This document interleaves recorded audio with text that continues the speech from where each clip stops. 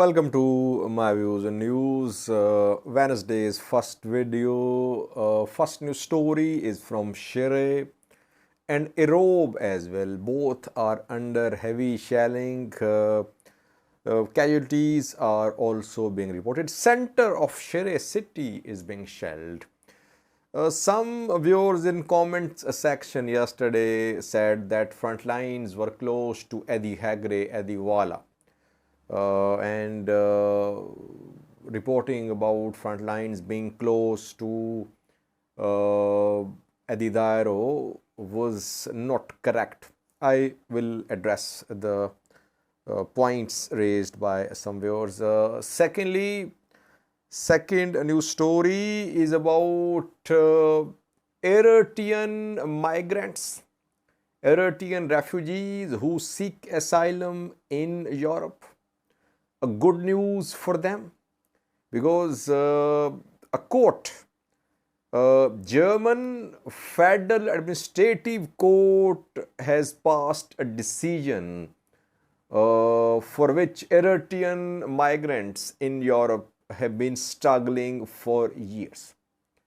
The Eritreans seeking asylum in Europe had to go to Eritrean embassies in Europe for some papers, and after that European governments used to issue travel documents and other documents to Eritrean refugees in Europe. Now a decision has been made, announced by German court. What is this decision? Thirdly, viewers, Somalia, where Al-Shabaab has launched an attack on some military bases in 3 villages which were taken by government forces a few days ago in Hirraan region. Al-Shabaab is claiming to have killed more than 100 government soldiers. What is government saying? Firstly, viewers, the Shire town is being shelled. In the center of the town, shelling is being reported. Not only Shire, but Erob as well. Erob is on a different front, obviously, far away from Shire. According to Tigray, local government officials, 7 people have been killed in the ongoing shelling on Erob. Aletina, Duvan are 2 main towns close to which this shelling has been going on for days. In the shelling, 7 killed and several injured. Shelling still ongoing. Shire, same is the case in Shire, that shelling started after Ethiopian and Eritrean militaries, Amhara forces, they managed to reach the areas from where Shire is within artillery range of the city. And yesterday, Tigray-backed news sources reported death of 2 children in the heart of Shire city, died in shelling. These are not air strikes or drone strikes. This is shelling, artillery shelling mostly. So it's clear that Shire is within artillery range of EDF, ENDF. Several viewers claimed that front lines were close to Adi Hagre, Adi Wala. If we suppose that front lines are near Adi Hagre, Adi Wala, then Shire cannot be shelled. Distance between Adi Hagre and Shire is around 50 kilometers. Center of Shire is being shelled, not outskirts. So Shire cannot be shelled. Artillery shells cannot, conventional artillery shells cannot reach Shire from Adi Hagre. And even Eritrean border as well. I think from Shire is around 30 kilometers, more than 30 kilometers. So it's logical to conclude that front line is to the south of Adidairo, somewhere around 10-15 kilometers away from Shire. That is why Shire is being shelled. Center of Shire, again, 2 to 3 kilometers in the city, but no progress so far in terms of ground offensive. Reports are abundant about Eastern Road, Shire Road cutoff, but we have no reliable information. Shelling indicates that EDF, ENDF are still close to Shire city, and they might intensify their shelling of the Shire city in coming days. Secondly, viewers, the second news story is about a decision passed by a German court. German Federal Administrative Court has ruled in favor of an Eritrean refugee who filed this case. When Eritrean refugees enter Europe illegally, they are forced to obtain papers from embassies, consulates, Eritrean consulates in Europe.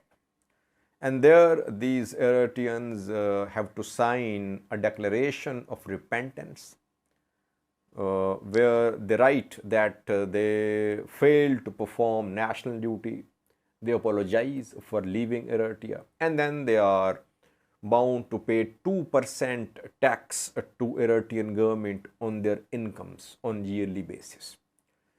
Eritrean refugees have long been demanding that they should not be forced to obtain papers from Eritrean embassies in Europe. Why? Because they are fleeing the country. They don't want to live in Eritrea. That is why they are fleeing Eritrea.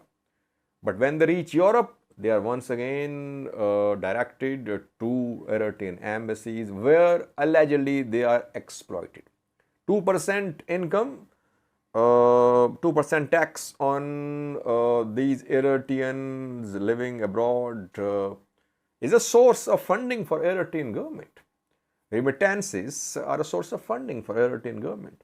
Fundraising at diaspora festival, this 2%. They are a source of funding for Eritrean government. And we know that economic activity has not been very impressive in Eritrea in years. So Eritrea has been relying on foreign remittances and some aid as well. Now, this German Federal Administrative Court has ruled that German immigration authorities should issue travel documents to the Eritrean migrant.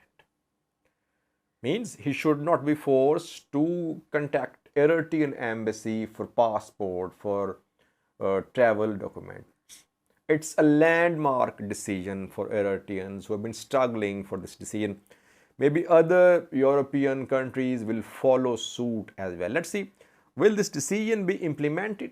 If it is implemented, it means that Eritrean refugees, when they reach Europe, will not be forced to obtain papers from Eritrean embassies and consulates. And maybe it will strike a blow to Eritrean government's remittances as well, because they will not be forced to pay 2% tax to Eritrean government. Lastly, viewers, Somalia, where operation against Al-Shabaab is ongoing. Government forces take towns, Al-Shabaab launches counteroffensives, people dying on both sides. So far, no major gains by government forces. Hirraan region is the main region where we are seeing this counteroffensives and offensives by government and Al-Shabaab. 4 towns were taken by government forces in Hirraan in recent days. And here Al-Shabaab has launched a counterattack. Heavy fighting ongoing. Dozens killed. The 4 towns are Yasoman, firstly, Biro Yebal, Mokokori, and Abure. All the 4 towns, villages, small villages, are in Hirraan. Al-Shabaab claims that it has killed 117 government soldiers in an attack in military camps of government forces in Yasoman, Biro Yebal, and Mokokari. And it has seized 9 vehicles, destroyed 6 vehicles. Government says it has killed 20 Al-Shabaab fighters and 3 of its soldiers have been killed in the fighting in 3 villages. Government is confirming Al-Shabaab's attack on army camps in Yassoman, Bir Jabal and Mokokori, and fighting is still ongoing. So, on daily basis, we are receiving reports, as I have been saying, that this operation against Al-Shabaab is going to be a long operation. A sustained effort is needed. And obviously, this sustained effort needs finance as well. Army, weapons. Somalia under sanctions. Somalia cannot buy weapons from abroad. It cannot raise an army. Its armies, its forces are being trained by Turkey, Eritrea, UK, US. So it does not have a unified military with one command, with one training structure as well. So that is why neighboring countries have been demanding easing of sanctions on Somalia, lifting of sanctions on Somalia. So a country which is fighting an armed group, a terrorist group, declared terrorist by Somalia and other countries, in control of 1/3 of Somalia. Somalia is fighting this armed group, and Somalia cannot buy weapons from abroad.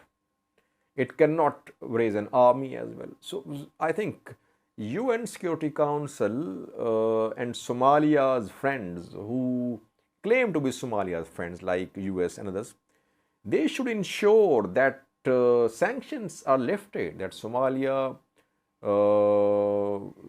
is in a position to build its own army. That is how Somalia can sustain this operation against Al-Shabaab for a long time. Otherwise, regional forces, African Union troops, US support, how long will it be behind Somalia? And Somalia's foreign policy will be compromised as well if Somalia keeps on relying regional and foreign powers. So that is why what is needed is that sanctions on Somalia should be lifted. Government should be supported for raising a unified army. It should be able to buy weapons as well. Thank you for watching.